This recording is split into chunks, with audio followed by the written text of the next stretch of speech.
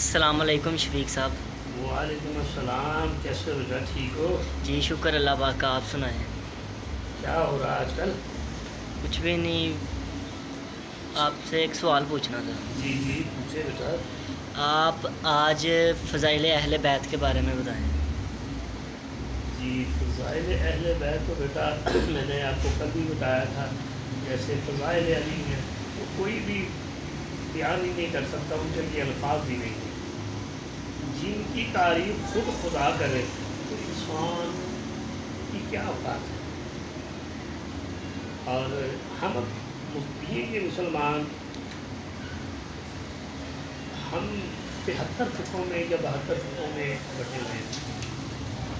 اچھا مزیداری کی بات یہ ہے کہ ایک مرتبہ میں سعودیہ جب ہوتا تھا اور میں اس کو جاب بھی کرتا تھا اور ساتھ ساتھ میں جامعہ ام القریٰ میں پڑھتا تھا۔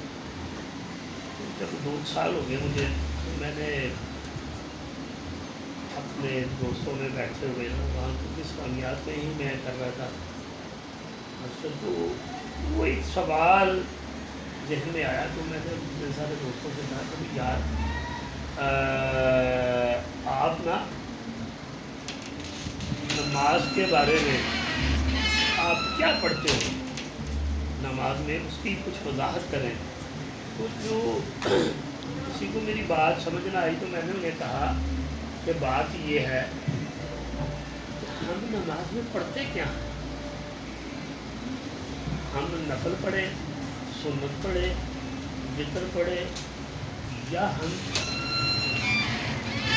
فرض پڑھیں، ٹھیک ہے نا؟ ہم نے ابتدا بسم اللہ کے بعد سورہ الحمد سے کرنا ہو۔ سورہ الحمد میں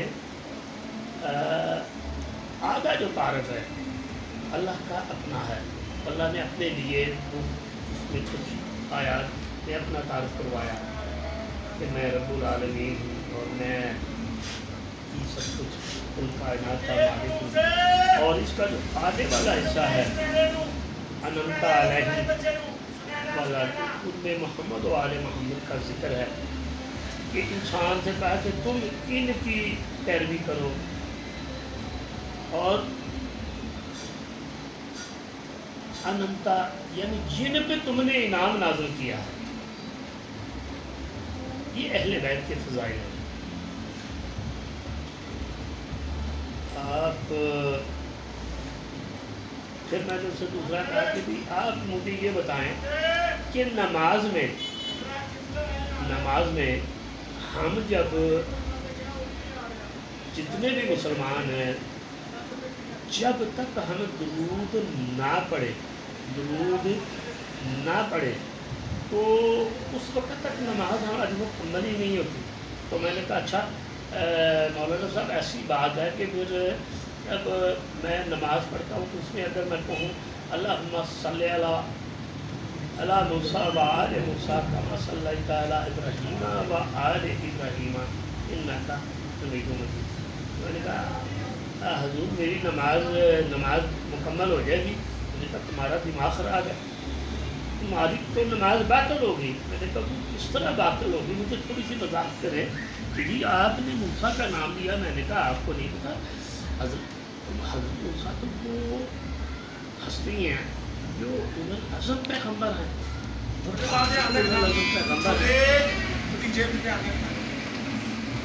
پانچ ہی اولو العزم پیغمبر ہیں اور ان میں سے حضرت ابراہیم ہیں۔ میں نے اسے کہا کہ ہم 5 پیغمبر ہیں، ان میں اولو العزم پیغمبر ہیں جن پہ 2 پہ درود ہے اور 3 پہ نہیں۔ تو میں نے تو ایک اولو العزم پیغمبر کا بیچ میں یہ کہا، انہوں نے کہا نہیں آپ کی نماز باطل ہوگی۔ میں نے کہا وہ کیا؟ انہوں نے کہا آپ نے محمد و آل محمد پہ پڑھنا تھا۔ میں نے کہا بالکل بات یہاں ہی میں لانا چاہتا تھا آپ کو جہاں آپ آگے ہو، کہ جب میں آپ سے بحث کرتا ہوں تو آپ میری باتوں کو نظر انداز کرتے ہو اور ادھر ادھر کی باتیں بیچ میں شامل کر دیتے ہو۔ اس نماز میں کہہ رہا ہے اللہ کہ محمد و آل محمد پر درود کرو، بغیر درود کے نماز باطل ہوگی۔ تو جب ایک اولل ازم پیغمبر کے آنے سے نماز باطل ہو جاتی ہے تو آپ پھر دوسروں کو بھی شامل کرتے ہیں؟ بغض اہل بیت کی وجہ سے آپ دوسروں کو شامل کر لیتے ہو. بھائی نماز تو باطل آپ کر رہے ہیں. نماز میں صرف محمد و آل محمد ہے، یہی درود ہے، یہی درود ہے. جہاں محمد و آل محمد کا ذکر ہے یہی نماز ہے. اور ہمیں انعمت علیہم اور مالک یوم الدین اور یہاں درود پہ غور کرنا ہے کہ جب ہم ان کو دیکھیں بڑی باریکی سے غور سے دیکھیں تو پھر ہمیں اندازہ ہوتا ہے محمد و آل محمد کا مقام کیا ہے. اللہ تو قرآن میں کہتا ہے، ایمان والوں کو دعوت دیتا ہے کہ میں اور میرے ملائکہ اس نبی پہ درود پڑھتے ہیں. ایمان والوں کو مخاطب کر کے کہتا ہے کہ آپ بھی پڑھا کرو. اب اس سے بڑی اور کیا حقیقت ہو. لوگ مجھ سے اہل بیت سے اتنے بیزار اپنا ہو جاتے ہیں، میری سمجھ میں نہیں آتا یہ کیوں ایسا کرتے ہیں. اپنے دین کو خراب کر رہے ہیں، اپنے آپ کو خراب کر رہے ہیں. اور جب تک آپ کا عقیدہ، آپ کا ذہن، آپ کی نیت صاف نہیں ہوگی تو آپ لاکھ نمازیں پڑھی تھی قرآن کے اندر ہے کہ نمازیں بھی منہ پہ مار دی جائیں.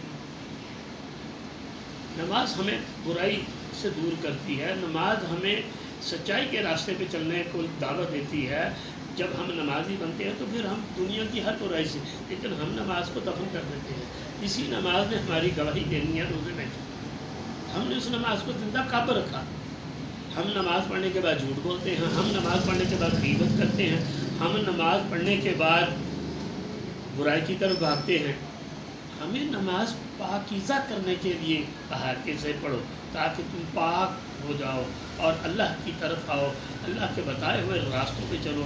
جو اللہ نے کہا میں نے محمد و آل محمد کے ذریعے تم تک پہنچایا ہے اسے اپنا دو. یہ قصیدہ ہے محمد و آل محمد کا. پورا قرآن ہی ذکر آل محمد سے بھرا پڑا. میں ایک کتاب پڑھ رہا تھا، اہل سنت کے بہت نامور اسکالرز ہیں، قاری علی ملا. قاری علی ملا نے اپنی کتاب میں لکھا کہ 300 آیت کریمہ جو ہیں وہ جناب حضرت امیر المومنین علی علیہ السلام کی شان میں تھی. علی کو سمجھو، علی کے مقام کو سمجھو. کبھی آپ غور کریں کسی بندے نے نا جناب سلمان وہ حضرت شاہ شمس تبریز سے کہا کہ آپ ہر وقت جب بھی دیکھا، جب بھی آپ سے ملا آپ علی ہی کی محبت میں گم رہتے ہو، کیا بات ہے؟ تو وہاں سے جواب آتا ہے جناب حضرت شاہ شمس تبریز کی طرف سے کہ دم ہما دم علی علی، دم ہما دم علی علی، مستی ولائے حیدرم دم ہما دم علی علی. کہ حیدر کی ولایت کا نشہ ہی اتنا ہے کہ جب تک وہ اترتا نہیں مجھے ہوش نہیں آتا. میں اسی ولایت کے نشے میں ہی ڈوبتا ہوں، اس لیے مجھے اسی میں ڈوبا تھا. یہ فضائل اہل بیت ہے بیٹا. جس طرح سمندر کی گہرائی کوئی نہیں پہچان سکتا، اسی طرح سمندر کی گہرائی کو پھر بندہ پہنچ جاتا ہے. لیکن اہل بیت کے فضائل اور مسائل بہت گہرے ہیں. انہیں سمجھنے کے لیے بہت بڑا دل چاہیے اور بڑی باریک نگاہ سے ہمیں دیکھنا چاہیے، سوچنا چاہیے، ورنہ ہماری ہر چیز، ہر عبادت رد ہو جائے گی اگر ہم نے اہل بیت ہے. میرا خیال ہے اتنے فضائل اہل بیت پہ کافی ہیں. پھر کسی اور دن ہم کوئی نشست کر لیں گے تو پھر یہیں سے کنٹینیو کر لیں گے. ٹھیک ہے انشاءاللہ ضرور. بہت شکریہ آپ کا. جی جی. اور میں آپ کا خادم ہوں اور وکیل اہل بیت ہوں اور میں اپنا نمبر دے دیتا ہوں 030047200038. آپ مجھے کال کر کے اس سوال جواب پوچھ سکتے ہیں. اس کے ساتھ ہی میں اجازت چاہتا ہوں. میری طرف سے آپ سب کو سننے والوں کو بہت بہت سلام، اللہ حافظ، السلام علیکم۔